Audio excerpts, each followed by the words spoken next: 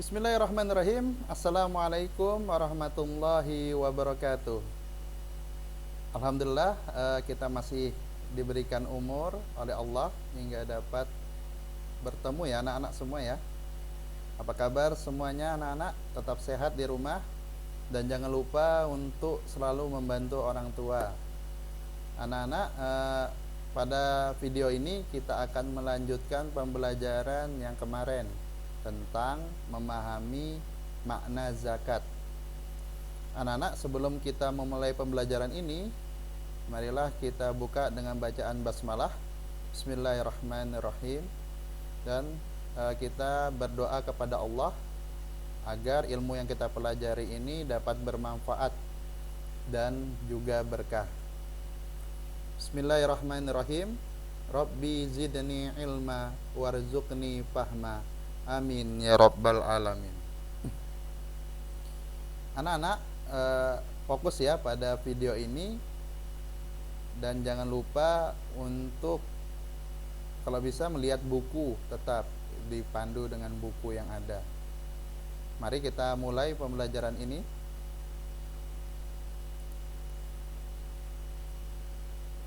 Anak-anak, pada pembelajaran kali ini kita melanjutkan ya yang kemarin yang kita sudah pelajari di bab 4, memahami zakat. Alhamdulillah, kita pelajari kemarin tentang pengertian zakat, yang kedua tentang macam-macam zakat, yang ketiga tentang orang yang berhak menerima zakat, dan yang keempat hikmah zakat. Nah, tentang pengertian zakat dan macam-macam zakat sudah kita pelajari. Selanjutnya kita akan mempelajari tentang orang yang berhak menerima zakat dan hikmah zakat. Orang yang berhak menerima zakat. Nah, di sini Bapak akan bacakan arti dari surah At-Taubah ayat 60 yang artinya, sesungguhnya zakat itu hanya untuk orang-orang fakir, orang miskin, amil zakat yang dilunakkan hatinya, mu'alaf, untuk memerdekakan hamba sahaya, untuk membebaskan orang yang berhutang, untuk jalan Allah, dan untuk orang yang sedang dalam perjalanan, sebagai kewajiban dari Allah. Allah Maha mengetahui dan Maha bijaksana. Nah, di sini dari ayat di atas, para mustahik zakat atau penerima zakat berjumlah 8 kelompok anak-anak, atau 8 asnaf. Asnaf itu artinya kelompok. Mereka adalah sebagai berikut. Yang pertama, fakir. Apa itu fakir? Fakir adalah orang yang tidak memiliki pekerjaan tetap. Penghasilannya tidak cukup untuk memenuhi kebutuhan hidupnya. Nah, ini sudah jelas anak-anak, yang tidak memiliki pekerjaan tetap, jadi berubah-berubah, dan hasilnya tidak cukup untuk memenuhi keluarga-keluarganya. Baru yang berhak menerima zakat yang kedua adalah miskin. Miskin adalah orang yang memiliki pekerjaan tetap, tetapi hasilnya tidak cukup untuk memenuhi kebutuhan pokok hidupnya sehari-hari. Nah, ini jelas dia punya, tapi ngepas untuk kehidupannya, hanya untuk makannya. Tidak bisa berlebihan kayak kita, oh kita ada HP lah, bisa pulsa atau apa. Nah, di sini dia hanya bisa untuk kebutuhan makan mungkin kesehariannya untuk bisa hidup. Yang selanjutnya yang ketiga, amil. Amil adalah orang yang terlibat dalam panitia zakat. Mereka memiliki tugas mengumpulkan zakat dan membagikannya kepada para mustahik. Nah, ini jadi anak-anak yang nanti ke depannya menjadi amil zakat, boleh nak untuk mengambil zakat. Nah, kalian juga menjadi orang yang berhak menerima zakat. Nah, di sini. Selanjutnya yang keempat, mu'alaf. Nah, mu'alaf sudah sering dengar ya. Mungkin anak-anak sebagian sudah tahu. Mu'alaf adalah orang-orang yang masih lemah imannya. Mereka yang termasuk mu'alaf adalah orang yang baru masuk Islam, sehingga perlu diperhatikan agar keimanan dan keislamannya bertambah kuat. Nah, di sini membantu bagi orang-orang yang baru masuk Islam. Nah, di sini agar kita saling memberi sama agama Islam. Jadi ada rasa keimanan untuk kekuatan eh, dalam mempelajari agama Islam dan saling berbagi. Selanjutnya yang kelima, rikob. Rikob adalah budak atau hamba sahaya, yakni mereka yang hidupnya berada dalam kekuasaan tuannya. Nah, pada masa sekarang budak sudah tidak ada lagi. Jadi tidak ada lagi namanya budak yang dijual belikan. Kalau dulu tuh budak tuh kayak harta sudah. Jadi disuruh inilah, disuruh itu. Beda ya dengan pembantu ya, masih digaji ataupun apa. Budak ya kayak ya bisa dibeli, terserah dia. Nah, di situ. Selanjutnya yang keenam, gorim. Gorim adalah orang yang memiliki banyak utang untuk mencukupi kebutuhan hidup dirinya dan keluarganya. Akan tetapi orang yang banyak berhutang, ini hutangnya jangan untuk kemaksiatan. Tidak bagi yang untuk kemaksiatan diberinya, ini tidak berhak mendapatkan zakat. Syaratnya itu jelas. Orang yang banyak hutang untuk memenuhi kebutuhan keluarganya, bukan saya berhutang untuk berjudi ataupun hal-hal yang lain yang berkemaksiatan. Di sini tidak bisa. Selanjutnya yang ketujuh, sabilillah. Apa itu sabilillah? Sabilillah berarti jalan Allah. Termasuk sabilillah adalah orang-orang yang berjuang untuk kepentingan agama Islam. Ustadz, kalian kalau belajar nanti di luar, misalnya di Jawa atau apa, kalian termasuk sabilillah, berjuang untuk agama Allah, memahami ilmu-ilmu Allah. Nah, ini termasuk sabilillah. Bukan hanya ustadz, pelajar juga bisa di sini, yang berjuang hanya untuk agama Islam. Selanjutnya yang kedelapan, Ibnu Sabil. Secara bahasa, Ibnu Sabil berarti anak jalan. Maksudnya para musafir yang sedang melakukan perjalanan untuk kebaikan. Jika kehabisan bekal, mereka berhak mendapatkan zakat. Nah, di sini mungkin dalam perjalanannya mereka tidak ada biaya lagi atau apa, waktu itu kelaparan. Nah, di situ ada yang membagikan zakat. Nah, ini boleh meminta untuk kebaikan ya, khususnya untuk perjalanan mereka, bekal selanjutnya.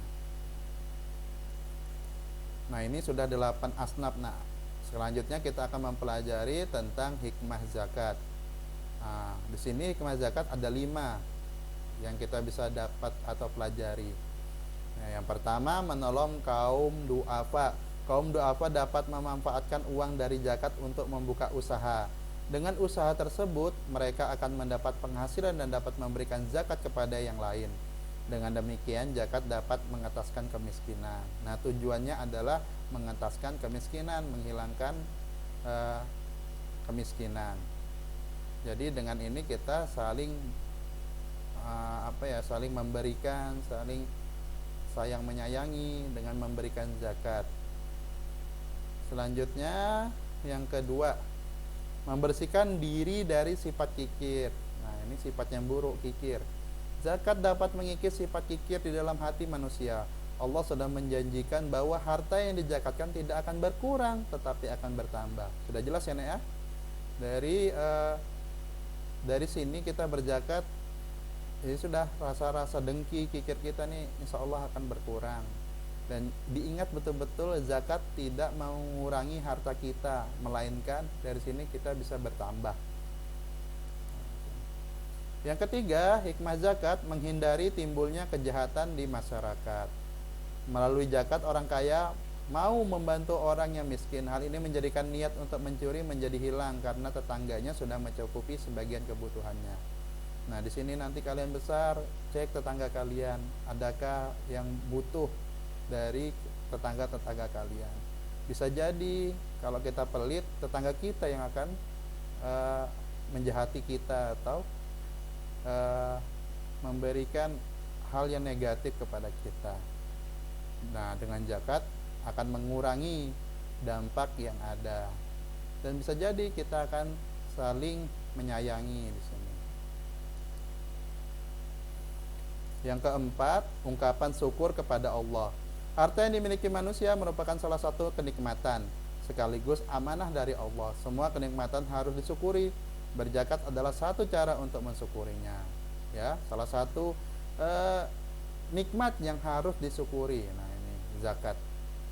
Dengan ini harta yang kita miliki itu amanah, nak, bukan yang kita bikin poya-poya. Di sini adalah menentukan kita nih apakah bisa mensyukuri atau kufur di sini.